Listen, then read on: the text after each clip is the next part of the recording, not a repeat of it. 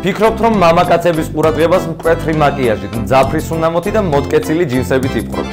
საქმე მხოლოდ თვითდაჯერებულობაში არ არის, უნდა ეცადოთ გაიმყაროთ იმიჯი და აღარც ხანგრძლივი რომანების გაბმა გაგიზნელდებათ. თუ ახალ თაყვანისმცემელს გაეცნობით და ბევრ საერთოს აღმოაჩენთ, ისე ნუ გაუშინაურდებით, რომ საღამოს ბოლოს კალთაში ეჭდეთ. მამაკაცის გაცნობისას ნუ მოაბეზრებთ თავს და ნუ გამოსწოვთ მას ყოველგვარ ინფორმაციას ფინანსური შემოსავლებისა და მისი ქალების შესახებ.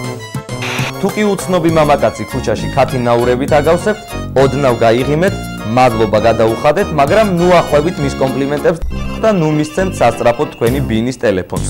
ბოლოს და ბოლოს თქვენ ხომ ქუჩაში ხართ. მამაკაცების თვალში იმიჯის ასაწევად ოპტიმალურია რადიკალური ცვლილებები თქვენს ვარცხნილობაში, გარდერობსა და მენიუშიც კი. ეცადეთ, რომ მამაკაცმა თქვენთან თავი კომფორტულად იგრძნოს. ნუ იქნებით უკარება, გამოიყენეთ სუნამოს დამათრობელი არომატი მის დასატკბობად.